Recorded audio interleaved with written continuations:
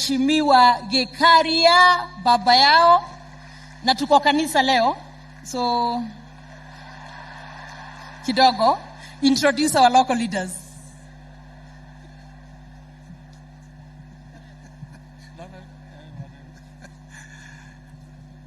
Asante sana dada yangu Susan Kihika, His Excellency the President Daktari William Samoei Ruto, rafiki yangu, His Excellency pamoja na Madam Rachel, His Excellency Deputy President Rigathi Gachagua, pamoja na Madam Dorothy, the spouse, Her Excellency, my friend, Susan Kihika, na First Gentleman, Bwana Samuel Mboro, mandugu zangu kutoka bunge la taifa, pamoja na Senate, mkubwa yangu kwa bunge, ndugu yangu Bwana Ishungwa, and my friend Cheriot, ambaye ni leader of majority kule kwa Senate, ndugu yangu Bwana Mudavadi. Karibuni sana Nakuru, pamoja na Wakristo wote. God is good all the time. His Excellency, sitakuwa na mengi, nitasema tu machache, na kwa sababu clergy wameongea leo na hatutafanya siasa, lakini ile maneno nitasema kidogo ni kulingana na ile vitu wamenieleza siku ya leo na nikasikia, na mimi ni Mkristo wa kusikiza sana. Unikubalie tu kabla sijasema machache niweze kuambia mandugu zangu members of parliament, and I think you ingine ya Senate nitawachia dada yangu, members of parliament kutoka Nakuru County, tusimame tafadhali. Members of parliament kutoka Nakuru County, tuwapigieni makofi. Kule mwisho tuko na dada yangu Charity Gadhambi, mjumbe wa Njoro, kwa mara ya pili amechaguliwa sasa. Alafu tuko na kijana mdogo sana, ndugu yangu Kimani Kuria, na si mjumbe peke yake, rais ulimpatia nafasi, yeye ndio chairman wa kamati ya finance katika bunge. Tuko na kijana hasla wa zamani, lakini alituangusha kule, tulikuwa tunafikiria anafanyia watu ya Sudan. He looked more of a Sudanese tulipoenda michezo. Ndugu yetu Bwana Mtai, ambaye is the youngest, alikuwa mchomaji ya makaa zamani, mjumbe ya Kurisoi South North, Kurisoi North. Alafu tuko na mama yetu Jane Kihara kutoka Naivasha, ambaye pia ni chairman, vice chair wa kamati ya lands. Alafu pale nyuma tuko na dada yangu kutoka Gilgil, Martha Wangare, na yeye ndio first vice chairperson wa kamati ya speakers katika National Assembly. Na ninashukuru rais vile unaenda kuleta watu pamoja. Umetuletea mpaka watu ya Jubilee, na tunasema asante sana, na Mungu akubariki sana, kwa sababu tuko na dada yetu kutoka Bahati, Irene Njoki, ambaye ni mwanachama katika chama cha Jubilee, lakini kupitia mkono yako na Rigathi Gachagua, polepole, na si tunavunja opposition, hapana, ni kuunganisha Kenya. Alafu tuko na ndugu yetu yule tunamuita kutoka Rongai, tunamuita Mamba Chebor, ambaye ni mjumbe wa Rongai. Alafu tuko na mwalimu Mheshimiwa Tanui kutoka Kuresoi North South, na confuse kidogo, bado sijakuwa governor, pengine siku moja.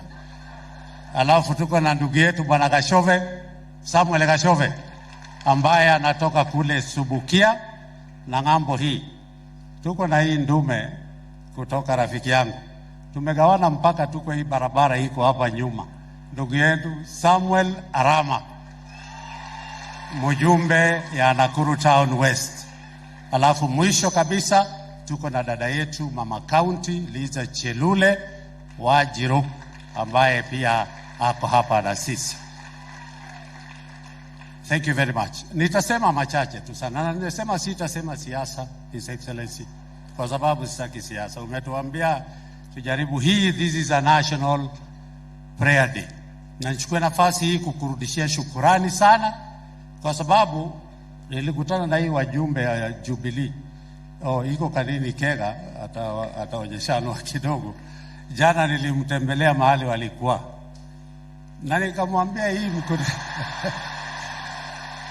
na nikamwambia hii maombi ilikuwa ni yao, lakini wakapotea wakahadaa. Lakini tunashukuru kwa sababu you have come to make it to be kwa niaba yao. Kwa hivyo they owe you an apology. Na nafikiria tunasema ni asanti kwa kuleta mkutano huu, hasa kwa sababu 10 years ago you promised we'll have prayers. Na kwa sababu wewe ni rais sasa, tunashukuru kwa kutimiza ahadi ambaye ilitolewa wakati ule. Nikuambie pia ni asanti kwa nafasi nyingi umetupatia hapa Nakuru County. Najua dada yangu atazisema, kuna watu wengi kwa mara ya kwanza since independence Nakuru County tumepata waziri katasi ya urais wako.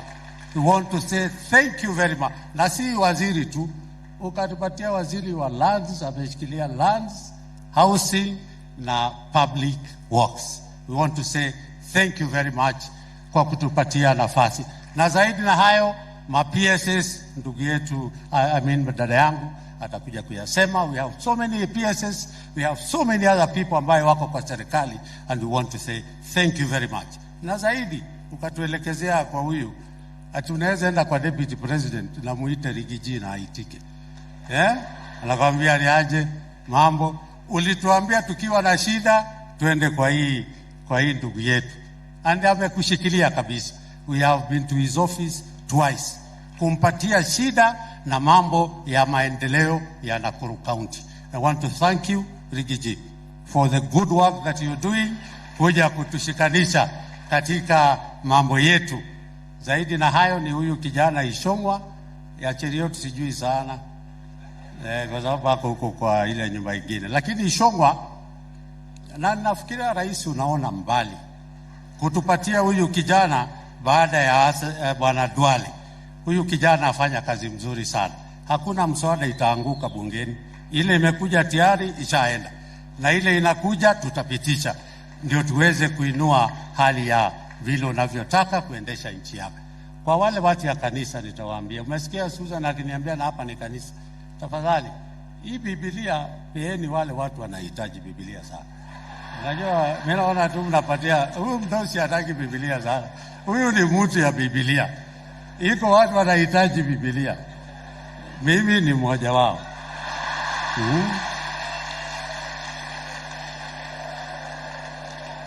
Alafu iko rafiki yangu nilikuwa nimekaa naye pale, alikuja tu akakuja polepole, ndugu yangu Mike Sonko.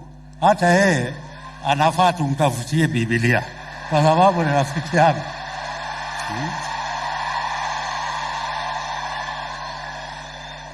Na ule wa mwisho anafaa Biblia, iko injinia mwingine bandia huko kwetu, anaitwa Engineer Oscar Sudi, rafiki yangu. Hata yeye pia ukipatia yeye Biblia nafikiria. Kwa hivyo mtu angalie, you take the Bible where it is supposed to be going. Niseme tu kwa kifupi, rais Archbishop Kimani,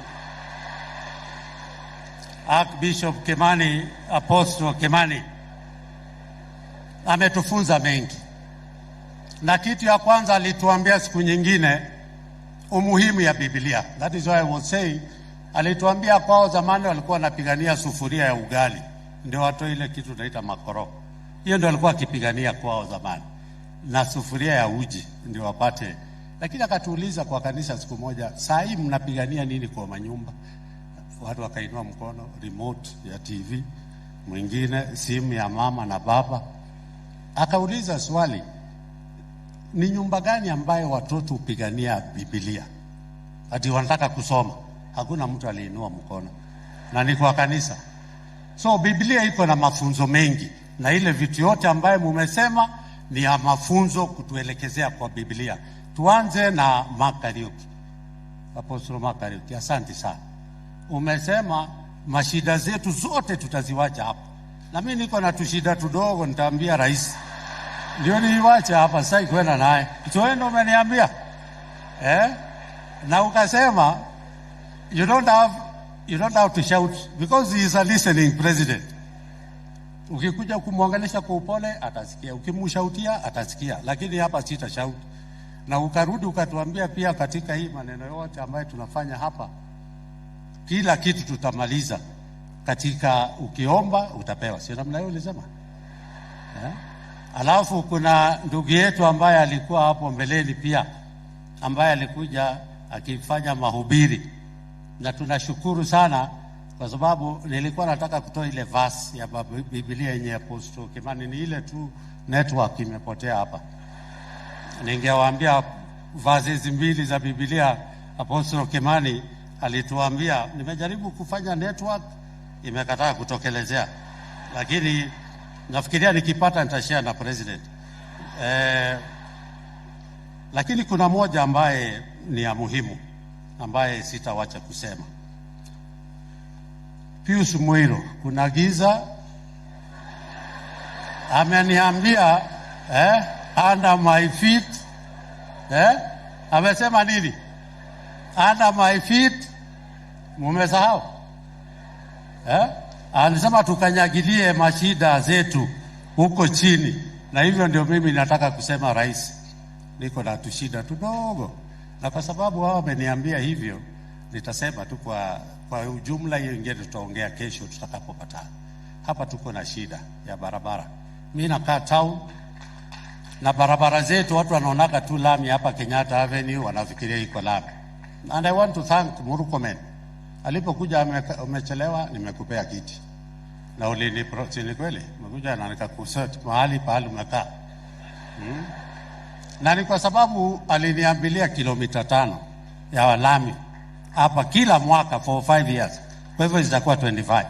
Na kwa sababu naye Bishop Kariuki amesema niseme, nikasema rais juu wako hapa, akiniongeza zingine 3 zikuwe 8 kila mwaka, mashida zangu zote nitakanyagia chini ya hapa, sitaenda na moja hata, na hizo shida tawacha hapa. Kwa hivyo rais ya Murkomen ashanifanyia, na wewe uniongezee 3. Ya pili ni shida ya security. I have spoken to the PS internal security, maneno ya vijana hapa town ambayo wanasumbua watu, na hao vijana wanasumbua watu sana. Tungependa PS wetu tafadhali kupitia ofisi yako rais, tuweze kuaddress about these young boys ambayo wanaleta insecurity, na umetuambia hautakubali wakora waendelee kusumbua Wakenya hapa. The other bit, na hii tulipeleka kwa ndugu yetu Bwana Deputy President, is about the IDPs. We have a few IDPs within Nakuru County, na tulipelekea Deputy President hizo shida zetu. Wale wanakaa hapa kwangu ni Ukanan, na wako na shamba pale Njoro, na wako na shamba pale Subukia. Tungeomba, na ndugu yetu Bwana Deputy President ametuambia ataweza kutumalizia hiyo shida, kwa sababu they just needed 5 million shillings ya survey, and then watoke katika ile kambi yao. Kulikuwa kuna makesi zimekwisha, waweze kwenda kuwa settled katika maeneo yao. Ya mwisho is about sub counties, sub locations na locations. Unajua ile mwaka ingine tulikuwa na mashida kidogo, kukawa gazetted lakini it was never implemented. Tuko na locations 2 ambazo zilipitishwa zinatakana kukuja hapa, pamoja na sub locations ambazo ni machiefs ambayo wanafaa kupatiwa. Na mimi najua sisi tulichezwa kidogo, ng'ambo ingine zikawa gazeti 9 na zikaanza hapa neighbor zikawa gazeti 7, hakuna hata moja inafanya kazi. Kwa hivyo mimi najua with the new administration tunajua tutaweza kuelekea katika hiyo barabara. Nimesema hivyo kwa sababu President mwenyewe William Samoei Ruto ametuambia ukipata nafasi ya kujitetea mahali popote, wewe jitetee, kwa sababu huwezi pata hiyo nafasi siku nyingine. Kwa hivyo katika kanisa naomba rais, and I know you are my friend, na unajua sasa imebaki tu nikutembeze mtaani kidogo, uende ukaone huku, and we want to thank you for the housing project umetupatia kule bondeni, inaendelea, hivi karibu itakwisha. Kukuomba tu, we know the idea ulipokuja naye ya housing, it is not for people to continue renting. Ni mtu aweze kupatiwa nyumba, achukue mortgage, baada ya miaka 5-10 nyumba iwe yake.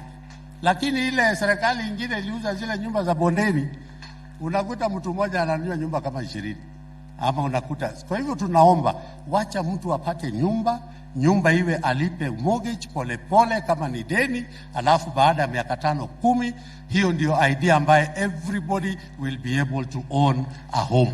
Na tunataka kusema ni asanti, Mungu akubariki sana, na kama vile Pius Mwiro amesema, tutaendelea kukuombea na Mungu akupeleke, akupatie tu barabara ya kuweza kufanya nchi hii iwe nchi ya kupendeza.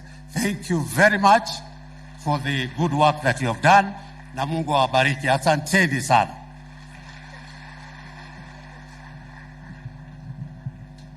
Nataka tupigie Mheshimiwa Gikaria makofi. Ninaona Apostle Kimani tunakuja to that direction. I think in the first time nimemsikia akiongea na ameongea kama kabisa anajua kwa kanisa. He's done good. Sasa